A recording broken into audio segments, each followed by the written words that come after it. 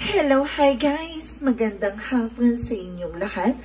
This is Jean Rodriguez Pamela Sagari Channel, a faith healer, also mata reader. So ngayong hapon, tatigan natin ang sabihin sa iyo ng ating mga gabay. So this is a weekly gabay for the month of April 10 hanggang April 16 for the sign of Aquarius. So Aquarius, welcome to my channel. Ano kayang messages, advices ng spirit guides ang ating masasagap for today's video? Kanin naman kayang energy o kaganapan sa buhay ng mga Aquarius ang ating mga hagilap. So guys, this reading is a general reading lamang. Hindi lahat makaka-resonate. Kunin lamang po makaka-relate sa inyo and comment down below kung kaninong energy ang ating nasagap.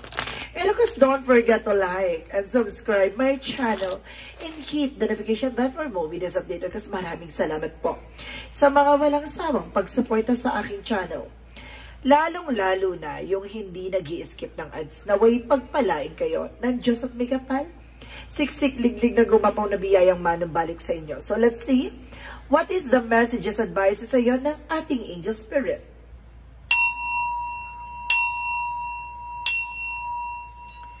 So ngayon natalamin natin, no? Anong kaganapan sa buhay mo ang ating mga hagilap at anong mga mensahe o gabay sa inyo ang dapat nyong maunawaan at malaman. So alamin na natin.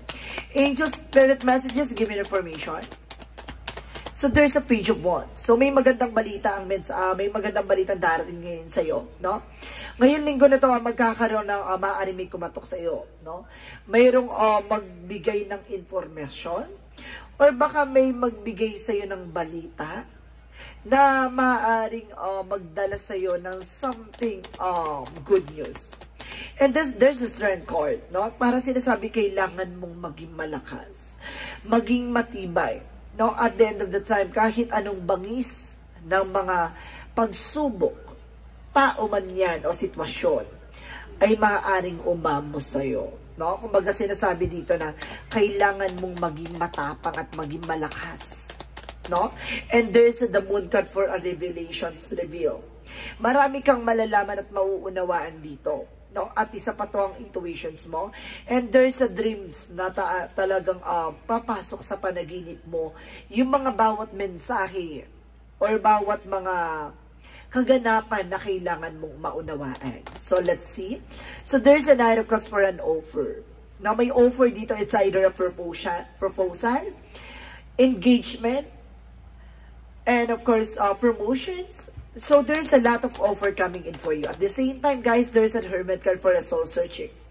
Now, parang binibigyan ka ng kaliwanagan dito about sa spirituality. No, kumbaga, inuunting-unting ipaunawa sa iyo lahat ng mga kaganapan sa buhay mo. Unti-unti mong masisilayan at matatagpuan, no, ang kasagutan sa iyong mga katanungan. So let's see. And because there is an information with the Two of Wands. So there is a choices, no? Kumbaga may mga bagay na hinihintay ka or may mga bagay na pinagpipilian ka. Kumbaga this is the time na kailangan mong maging practical at maging there's a spiritual or something, a balance na kailangan mong gawin. So, let's see what is the Page of Wands. So, there's a Knight of Swords. Nagkakaroon ng anxiety or either, kumaga, nagkakaroon ng sleepless night kasi hinihintay mo itong balita na to or itong hinihintay mo itong pagkakataon na mangyari. So, let's see what is the Strength card. And there's a Knight of Wands by slow and steady. No? Kumaga, unti-unti na, no? Unti-unti nang lumalakas ang iyong pundasyon. Or unti-unti nang lumalakas ang loob mo. Or yung mga lumalakas na yung pinundar mong sitwasyon. So, there is the Four of Pentacles. For protect your power, protect your energy. Kailangang protection mo yung sarili mo. Laban saan? Sa mga negatibo. Kasi there is the Moon card via truth reveal. Malalaman mo at malalaman mo yan, mga bagay na yan, sa ayaw at sa gusto mo. Pero kailangan mo proteksyonan yung sarili mo. And of course, there's a King of Cups for devoted supportive person. May taong sumusuport at gumagabay sa'yo. It is an offer for an engagement or proposal. No? Baka magkaroon ng higher level of commitment dito, guys. And let's see what is the Hermit card. Ang there's a Hermit card for the Seven of Swords. See? Marami mang taong nagsisinungaling sa'yo pero walang makakapagsinungaling sa ating babae. No? Even sa ating angel spirit. Na kumbaga mauunawaan mo na kung sinong taong mga hindi totoo sa paligid mo. Kumbaga malakas ang intuition mo or either instinct or vibration mo na there's something sneakiness. No? And of course, there's the Two of Cups by partnership with the Two of Wands. So, there's a choices, no? Parang dito ay parang sinasabi na kapain mo, no? Parang piliin mo yung taong pakikisamahan mo o yung taong paniniwalaan mo. Diba? Kumbaga, hindi kasi sa lahat ng tao, hindi sa lahat ng pagkakataon, guys, no? Kumbaga, kailangan mo maniwala. Kasi maaaring sinisiraan nga nila yung tao na yan sa ibang tao. At maaaring sinisiraan nga nila yung taong kausap nila, no? Sa'yo. Hindi rin na malabo na siraan ka din nila sa ibang tao. So, ibig sabihin dito, kailangan mo kumbaga, salain yung mga tao sa paligid mo na yung pagkakatiwalaan mo. Be aware. So, there's a Page of Wands and the Knight of Swords. So, there's a Hermit card. And there's a Temperance for a perfect timing. At the same time, there's a divine timing, guys. No? May mga bagay dito na, baka this is the moment, no? Or this is the time para malaman mo na. Or para kumbaga, alisin yung mga kinagawian mong, kumbaga, pag-expect sa mga bagay-bagay. No? May magandang balita sa'yo, pero huwag ka masyadong mag-expect. Na yung bagay na hinihintay mo ay saktong at swak talaga dun sa gusto mong mangyari. No. Kumbaga, hayaan mong mag-fulfill it naturally. So, there's the Strength card in the Knight of Wands where there's a Page of Swords, no? Being curiosity. Kailangan alamin mo at kailangan mong malaman or baka may mga bagay na malalaman ka dito, no? Na unti-unti mong palalakasin pala ang iyong loob, ang iyong finances, love life, and career. So, there's the Moon card for the Four of Pentacles. So, there's the Seven of Wands. See? Protect your power, protect your energy. Protect mo yung sarili mo. Kumbaga, wala din ibang makakatulong sa'yo kundi ang sarili mo. Pero at the same time, sinasabi dito na papasok to sa panaginip mo or sa intuition mo. Lahat ng mga bagay-bagay dito na kailangan mong pangalagaan. Diba? So, let's see what is the Knight of Cups and the King of Cups. So, there's a Four of Cups. So, there's a reevaluate or analyze. Observe. No? Kumbaga, hindi mo naman kailangan, or either getting to know each other. Hindi mo kailangan agad-agad or magpala-desisyon pagdating sa offer na yan na love life. Kumbaga, kailangan mo munang kilalanin, no? At alamin yung mga eksena niya, no? Or sistema niya, no? Or either perspective niya. Kasi may mga, mamaya, yung thoughts niya or something, yung mga plan or life purpose niya, kumbaga, hindi pala appropriate sa'yo, no? Iba pala yung, kumbaga, iba yung pagkatao niya sa pagkatao mo, tapos hindi kayo alam yung hindi kayo mag-swak. No, alam mo nga, kumbaga ano siya, kumbaga, negative and positive ka, parang ganon. Or either, positive ka, kumbaga, or either negative, parang hindi siya compatible. No, kailangan, dapat, no, compatible dapat na, kumbaga, alam mo na, at the end of the time, kumbaga, itong tao na to, kumbaga, magkakaroon ng ganong din mindset. Pero kung mataas ang pride or something, no. Kumbaga, sinasabi nyo, kailangan mag-observe. I-evaluate mo na yung tao. Kasi, at the end of the time, iiyak ka din. No? Pagsisisihan mo rin yung tao na pinili mo.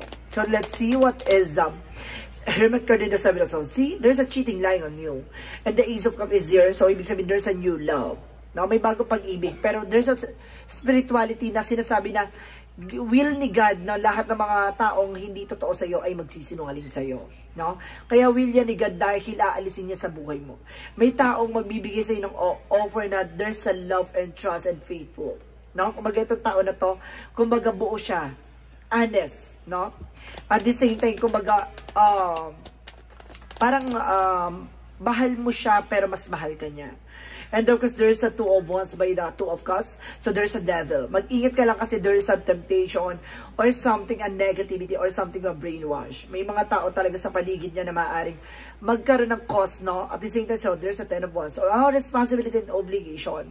No, kumbaga, there's a toxic family or something toxic relative sa kanya or either a toxic situation or toxic, kumbaga, culture. No, may ganun silang eksena pagdating. Kaya kailangan alamin mo sa sarili mo kung itong tao na to ay talagang kumbaga makakaya mo ba na makasama itong tao na to or either kumbaga kaya niya bang alisin yung mga ganung sistema sa buhay niya, 'di ba? Kumbaga kailangan alamin mo at tuklasin mo at the same time kailangan niyang alisin yung mga ganung perspective niya. No? So, let's see what is the outcome. So, there's the King of Wands by control. Stability and the Star card is here for the wish fulfillment. So, may mga bagay na unti-unti na matutupad sa'yo dito. At unti-unti na mag-clear out. Magkakaroon ng healing, hope, and miracle. So, there's the information with the Six of Wands. There's a victory. So, ipapanalo mo itong laban na to. So, ngayon linggo to sinasabi sa'yo na magkakaroon ng something healing. No, unti-unti ng paghilom or unti-unti ng pagbabago na magaganap. Additional messages about sa career. So, there's a Six of Cups, no? And the Sun card. Kumbaga sinasabi dito, magbibigay ng clarity sa iyo to. And of course, there's the Six of Cups with the memories na marami sa yung, kumbaga, parang lessons, no? Na nangyari sa iyo from that sa business, negosyo, hanap buhay. And the Sun card, parang binigyan ka ng inner clarity na, kumbaga, pagdating sa business, walang kamag-anak, walang kahit na sino dyan. Kapag ganon, kumbaga, kailangan, alam mo sa sarili mo yung grounds mo. So, let's see additional messages about sa love life. So, there's the Seven of Cups. Maraming opportunity pagdating sa love life. And there's a lot of confusion din. Pero may mga bagay dyan na natatapusin ng ating Panginoon pagdating sa love life sa'yo. Ibibigay na sa'yo yung mga bagay na magpapabago sa eksena mo. There's there's an ending and a new beginning. A transformation for a lifetime. Ibig sabihin ito yung magpapabago ng buhay mo. So, let's see additional messages about sa health. So, there's the Five of Wands. So, there's some complication. May mga nagkukos dyan, baka yung mga bawal ay inakain mo, iniinom mo, or may mga bagay na kailangan mong iwasan. So, there's the Wheel of Fortune. There's a destiny to happen. There's a good luck. Now, may swerte. Kumbaga alam mo, kumbaga, lagi na lang nakakaligtas. Or lagi ka na lang, or ibig sabihin, pagdating sa mga disgrasya, lagi ka nakakaligtas, no? At sinasabi dito, there's a destiny to happen. Talagang, kumbaga, sinuswerte ka. No? So, let's see what is additional messages for magical fairy messages.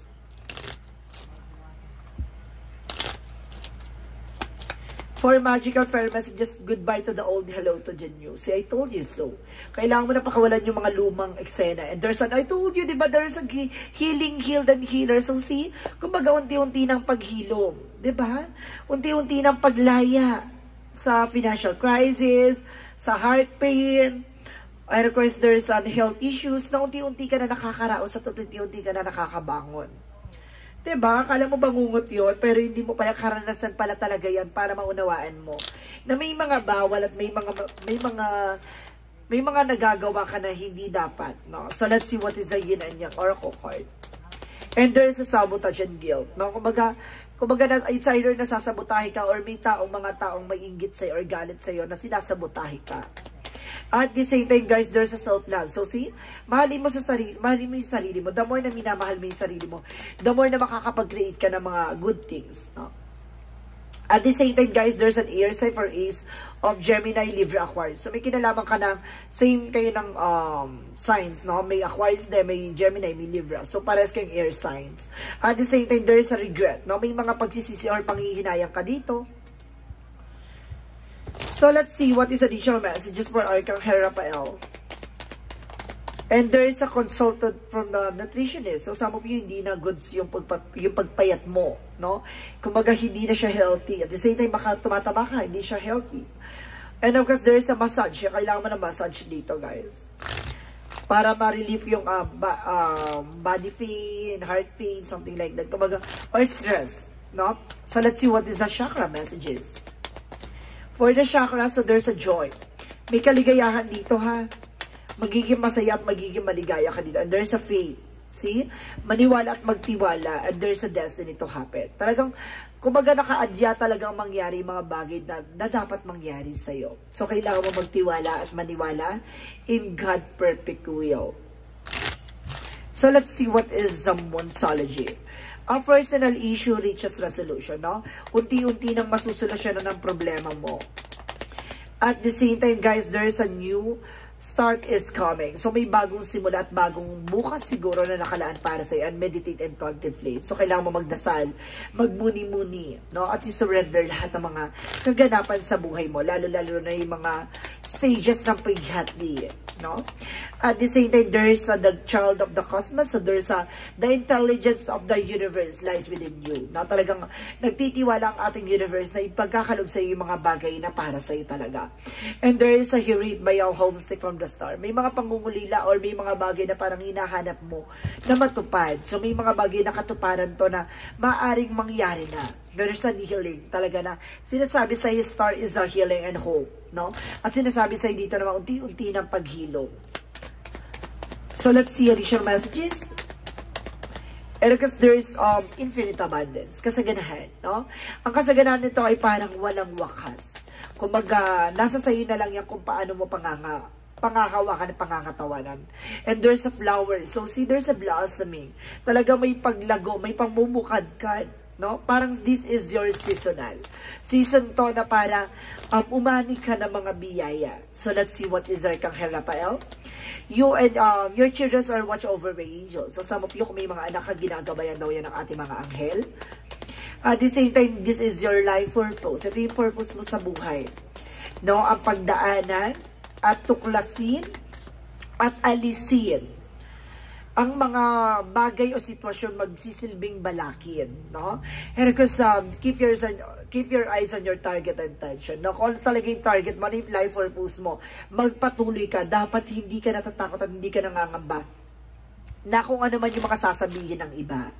Diba? Dapat handa kang lumaban at handa kang kumbaga kapala ng mukha mo na dead baka na kung ano man ang hanas nila sa buhay nila, ano man yung bagay na kumbaga ichika nila sa iyo ay hindi ka magpapa-apekto. So let's see additional messages for Angel Spirit.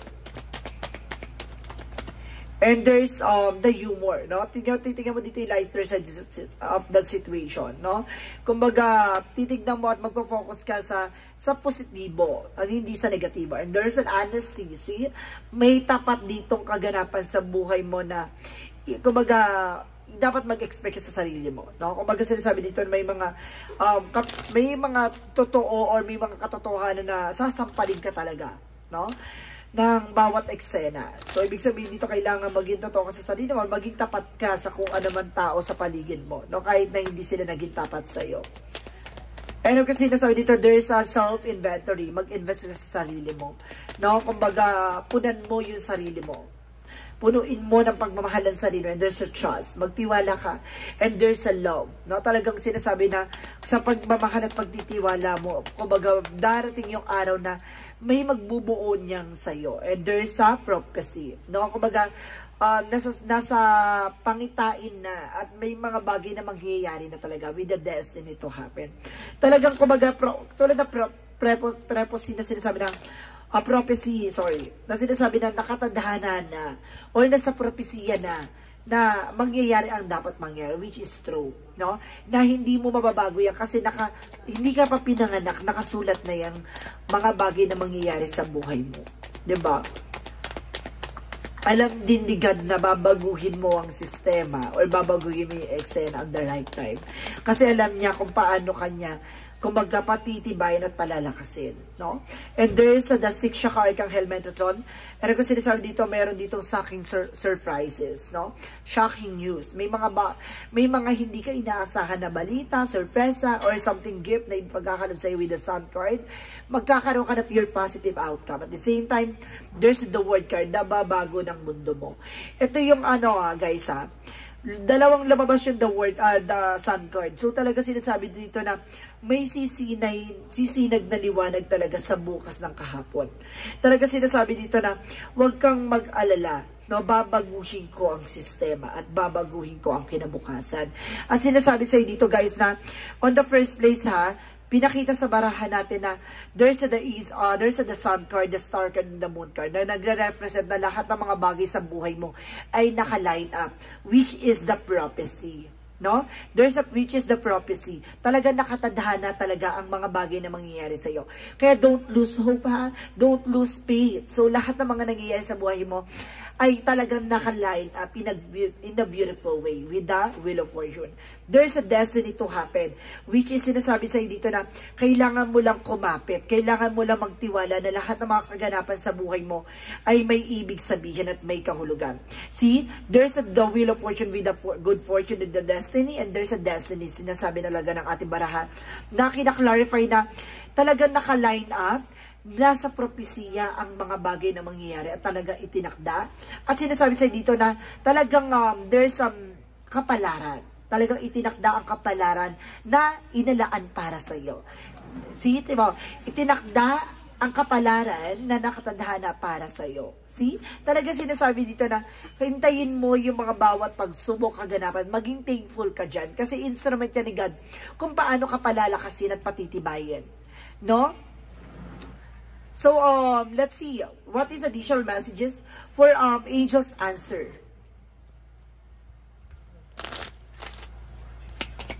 For the angels answer, get more information. Kailangan mo pang alamin. At marami ka pang matututunan at marami ka pang malalaman. Alam nyo guys ang nasense ko dito sa reading na to, it's a good, parang napakalakas ng energy na there's something surprises or good news na kumbaga bibiglain ka ng malaking pagbabago. No? Ang laking pagbabago na parang hindi mo inaasahan na from 0 to 10. Ganon. At the same time, it's up to you. Nasa sayo na yung kung paano mo babaguhin ang tadhana mo. At sinasabi sa'yo dito, guys, na there's a taking action. Kung hindi ka kikilos, walang magaganap na pagbabago. Kasi naka-line up na, yes, of course. Pero nasa sayo yun. Kung paano mo sisimulan at paano mo makakamit yung nakatadhana sa'yo. So, let's see what is the synchronicities.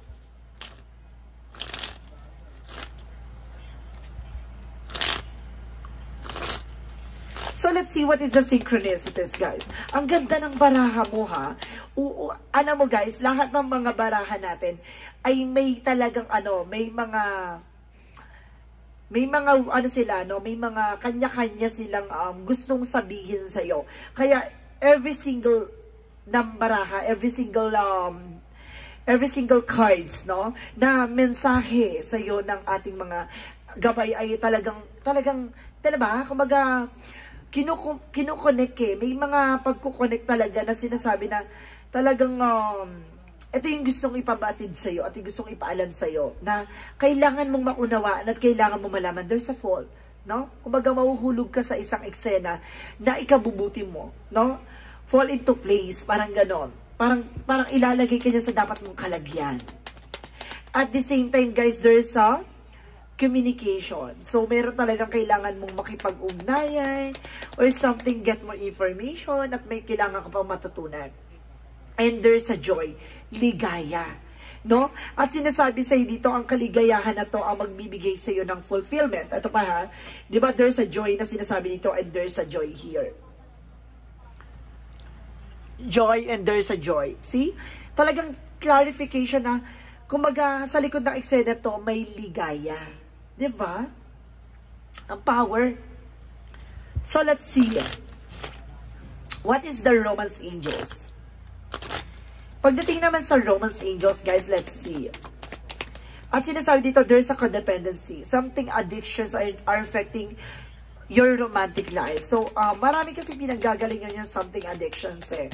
It's an obsessions or either addict sa mga sigarilyo, sa alak. Kumbaga nakaka-apekto kasi yan sa pagdating sa relationship.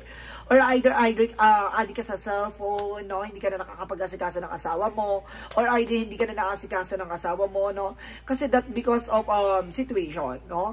Kumbaga ito yung codependency na tinatawag na nakaka-apekto sa iyong relasyon. No, mamaya, ano pala to, no? Kumbaga, mahilig siya sa ganito, ganyan, diba? Eh, yun yung nakaka-apekto. There's a calling to your soulmate. No, tinatawagan yung soulmate mo dito na maaaring talagang, kumbaga, ibigay na sa'yo at ipagkaloob na sa'yo. So, let's see what is the Jesus-loving quotes.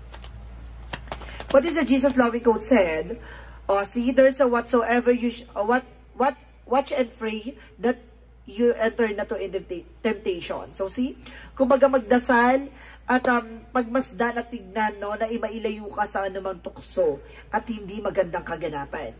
No? And of all things whatsoever you shall ask in the prayer, believing you shall receive. Lahat daw ng mga bagay na pinagdadasal mo o lahat ng mga bagay na dapat mong pinagdadasal, kung naniniwala ka na matatanggap mo yan ayon sa kalooban ng Diyos. Diba? Kumbaga, there's a love connected with the God. So, kumbaga, kung alam mo sa sarili mo na konektado ka sa ating Panginoon, kumbaga, mabilis matupad at maalis yung mga bagay or problemang na, kumbaga nasa sitwasyon mo ngayon. Ganon, aalisin ka ng ating Panginoon dun sa part na yon. Kung alam niya, pure yung faith mo, yung pagmamahal mo, Diyos ko Lord, talagang ibibigay niya sa'yo. Grabe. So let's see what is the angel's number. So there's a 101 by starting over. So see, intelligence, dynamics, making differ, failures, personal or spiritual development. Diba? Unti-unting pagde-develop ng spiritual mo or something personal mo. And there's a making a difference. Diba? Different life or different strategy. And there's it's starting over na parang tinapos na. At sinasabi dito, happiness is linked to self-expression. Growth and experience, learning from the failure is a key. Happiness is real, possible, and around understand the process and the pursuits of it. Joy is a fluid. It is the little things and the big ones. Feels are fun. Start fresh. So see, huwag kang matakot sa mga kabiguan. Bagkos kung magagawin mong kalakasan yan. Sa bawat dagok ng eksena or pagkakamali mo, may mga bagay kang natututunan. Diba? Kumbaga, gawin mong ano yan, adventure eh. Yung failure, obstacles na yan. Kasi the more na ini-embrace mo yan, the more na tatapusin yan sa mga ganyang eksena or sitwasyon mo.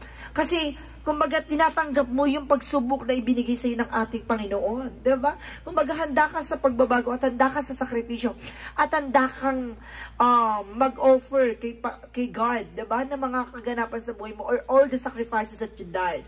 Alam mo, sa at the end of the time, may something rewards or something a success, no? At the end of the time. At the same time, sinasabi dito with the 10-10, it's up to you. Nasa sayo.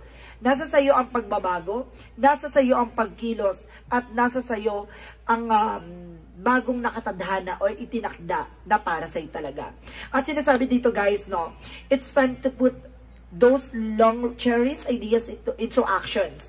You will soon come into contact with the appropriate individual circumstances and resources, individuality. You will experience joy as well as a brand new opportunities, trust in the process. So see, kailangan mo magtiwala sa proseso. Wala naman kagad na nagtatagumpay, there's a trying error. And of course, there's a lot of obstacles, trials. Diba? Maraming mga bagay na mabibigo ka, maraming beses kang magkakamali, at marami kang beses marireject, at marami kang beses madidisappoint. Pero wag na wag kang susuko. Kasi may mga, kumaga, there's an instrument ni God na para kailangan mong maging malakas at maging matibay. Yung pain na yan is the strength that gives you a power. Diba? Kumaga, yan ang bagay na kailangan mong maunawaan. Hindi ka dapat masaktan sa mga binibigay na pagsubok sa iyo ng ating Panginoon. Bagkus ipasalamat mo dahil may kaakibat yang tagumpay at the end of the time. Diba? Kung magsasuccess ka, success na ibibigay sa iyo is for a long guest time, no? Pang matagalan. Huwag kang mag-alala. Lahat ng mga bagay na yan, alam ng Panginoon na kakayanin mo. At kakayanin mo. So let's see what is the messages of life. Ang messages of life represent what? Overcoming. So talagang, di ba? Ino-overcome mo talagang, okay, sige, lapit, parang handa ka sa pagbabago. Ni-embrace mo, di ba? At sinasabi dito today, in the great school of life, I practice self-discovery by acknowledging that my fears, anger, and ego separates me from my divinity. I allow the light to grow inside me. This light gives me the power to reign over my inner kingdom. Today, I overcome all that separates me from the light that is my truest self. So see, kumbaga handa ka nang tanggapin, kumbaga handa ka nang alisin at handa ka nang kumbaga sumabak, no, sa mga pangamba, takot at kumbaga takot, pangamba at iniisip mo na hindi mo kakayanin, no? Kumbaga handa ka nang sumubok at handa ka ng lumaban. So parang sinasabi dito, laban-laban lang at maging palaban. Huwag kang susuko. Dahil at the end of the time, kumbaga you are on the right, on the top. Diba? Kumbaga lalagay ka niya sa tama mong kalalagyan. Kumapit ka lang. Kumbaga, ibibigay sa'yo ng ating mga gabay ang mga bagay-bagay na dapat mong makamtan. So guys, this is a weekly gabay for the month of April 10 hanggang April 16 for the sign of Aquarius. So Aquarius, maraming salamat for this wonderful readings. Once again, this reading is a general reading lamang, hindi lahat makaka-resonate. Kunin lamang po makaka-relate sa iyo and comment down below kung kaninong energy ang ating nasagap. Maraming salamat and see you in the next video. Bye-bye and babush!